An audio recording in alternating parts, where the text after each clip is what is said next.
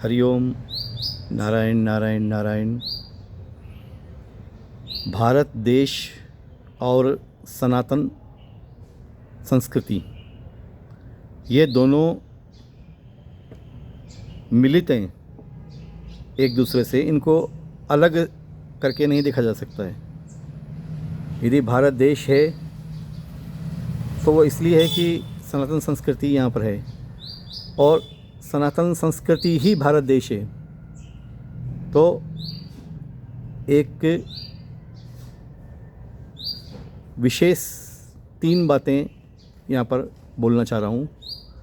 अभी एक वीडियो देखा श्रद्धेय राजेंद्र दास जी महाराज का। उन्होंने ये कहा कि जब राम जन्मभूमि मंदिर तैयार हो रहा था तो मैंने ये कहा था कि एक अद्भुत मंदिर बन रहा है भगवान का, तो एक अद्भुत गौशाला भी यहाँ स्थापित होनी चाहिए, और मंदिर में जितना चढ़ावा आ रहा है उसका 10% यहाँ की व्यवस्था के लिए, कार्यकर्ताओं को वेतन देने के लिए और सब व्यवस्थाओं के लिए रखना चाहिए, और शेष 90% में एक विराट और एक भव्य गौशाला खोलनी चाहिए।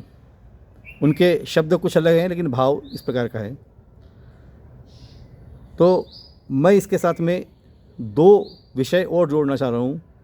एक तो गौशाला हो गई, क्योंकि गाय भारतीय संस्कृति का आधार है, स्तंभ है।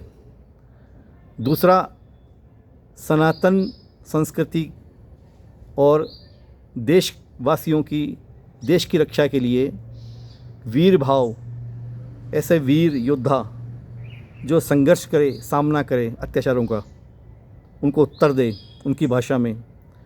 तो प्रत्येक मठ मंदिर आश्रम के साथ में गांव-गांव में इस प्रकार की संस्थाएं होती थी, जिनको हम अखाड़ा, व्यायामशाला या और कोई नाम दे सकते हैं, किंतु वो युद्ध विद्या सिखाने वाली वो संस्थाएं एक अंग थी सभी मठ मंदिर आश्रमों का। प्रत्येक गांव का एक अंग थी। उसके कारण हिंदू समाज की रक्षा होती थी और हिंदू समाज सबल था। आज वो बिल्कुल ही समाप्त प्राय है। आज से 30-40 साल पहले भी यदि कोई शोभा यात्रा जैसे रामनवमी की या कृष्ण जन्माष्टमी की निकलती थी तो उनके आगे आगे अखाड़े चलते थे प्रदर्शन करते हुए, तरह तरह के तलवारबाजी और तरह तरह की युद्ध विद्याओं का प्रदर्शन चलता था उनके अंदर। तो एक वीर भाव और एक पौरुष हिंदू समाज में था। किसी का साहस नहीं होता था कि उस पर पथराव कर ले, किसी जिहादी की हिम्मत नहीं होती थी। तीसरा विषय, वेद विद्यालय, अपने शास्त्रों को अध्ययन करने के लिए संस्कृत विद्यालय, यह भी अपने समाज का एक अंग था, और प्रत्येक मठ मंदिर आश्रम में ये व्यवस्था होती थी कि साथ में एक वेद विद्यालय संस्कृत अध्यापन के लिए वहाँ चलता था, शिक्षण के लिए। तो ये 3 अत्यंत महत्वपूर्ण विषय थे।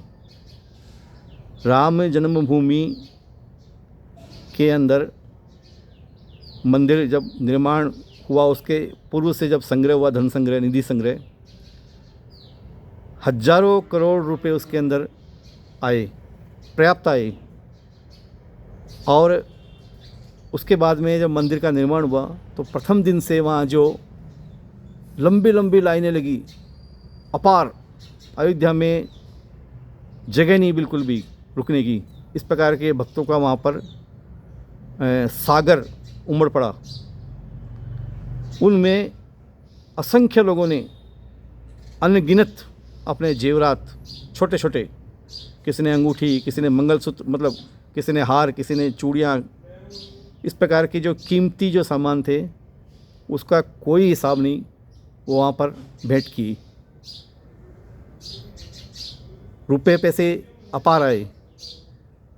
तो यदि कुछ इस प्रकार की भावना होती कि हिंदू समाज की, भारतीय संस्कृति की, देश की रक्षा करनी है, तो ये 3 चीज़ों का पूर्व में ही सोच के योजना बनती कि हम इन पैसों का क्या करेंगे। ये 3 प्रकल्प खड़े करेंगे हिंदू समाज के लिए, पर कहीं कोई चर्चा नहीं, कहीं कोई काम नहीं इस प्रकार का। निरंतर आरोप लग रहे हैं, मैं उन पर नहीं जाऊंगा। मैं उससे भी गंभीर प्रश्न खड़ा कर रहा हूं कि आपका उद्देश्य क्या था, सोच क्या थी आपकी शुरू से ही। क्या ये सोच बिल्कुल नहीं थी कि ये 3 काम किए जाए हिंदू समाज के लिए? निश्चित रूप से नहीं थी, कुछ और ही उद्देश्य था। तो जब उद्देश्य कुछ और हो तो स्वाभाविक है कि किसी चीज़ का हिसाब नहीं देंगे हम। बहुत ही अत्याधुनिक आजकल संचार व्यवस्था है, साधन है। एक वेबसाइट खोल के पूरा हिसाब सार्वजनिक किया जा सकता था राम जन्मभूमि का, प्रतिवर्ष अपडेट किया जा सकता था उसको, किंतु ऐसा नहीं किया गया। यदि ये बात थी कि सब चीज़ें, जो कीमती चीज़ें मिली हैं भगवान राम को समर्पित हुई हैं वहाँ पर, उनको गर्भगृह में प्रत्येक चीज़ हम नहीं रख सकते। स्वाभाविक है, गर्भगृह में कितनी चीज़ें आएंगी भगवान के विग्रह के अतिरिक्त, ये एक बिल्कुल स्वाभाविक है। तो घोषणा क्यों नहीं की गई कि क्या कृपया कीमती सामान यहाँ पर न चढ़ाएं, यहाँ पर व्यवस्था नहीं है, आपको जो कुछ चढ़ाना हो नगद आप सहयोग करें वहाँ पर, और नगद का हिसाब दिया जाएगा पूरा। तो ऐसा कुछ नहीं हुआ, क्योंकि उद्देश्य ही कुछ अलग था। इसलिए हिंदू समाज को यह गंभीरता से सोचना चाहिए कि जो संगठन उनके बल पर पनप रहे हैं, आगे बढ़ रहे हैं, वो क्या उनकी रक्षा कर रहे हैं? जब धन संग्रह की बात होती है तो संगठन किसी को नहीं छोड़ते हैं। चाहे कोई परिवार 100-200 रुपये दिन के कमा रहा हो, उसको भी नहीं छोड़ते हैं, उसके भी घर जाते हैं, उससे भी लेते हैं, और वो दिल खोल के देता है बेचारा, किसी को नहीं छोड़ते हैं। जब भी हिसाब की बात आए कि क्या हुआ इस पैसे का, क्या हुआ, आप कौन होते हो जो पूछने वाले? आप होते कौन हो, आपको क्यों हिसाब दें? यह एक निचले स्तर के भी कार्यकर्ता के मन की ये अंदर अहंकार भर दिया गया इस प्रकार का।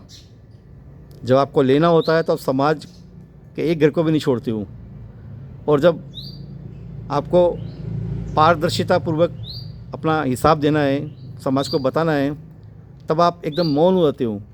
तब आप ये कहते हो कि किसी को अधिकार नहीं है हमसे हिसाब लेने का। ये कहाँ का न्याय है? ये कहाँ की बात है? कौन सी ईमानदारी है? ये उद्देश्य क्या है? कृपया स्पष्ट करिए। और यह जो पूरा हिसाब है राम जन्मभूमि का आज तक का, वो आपको संपूर्ण सार्वजनिक करना चाहिए।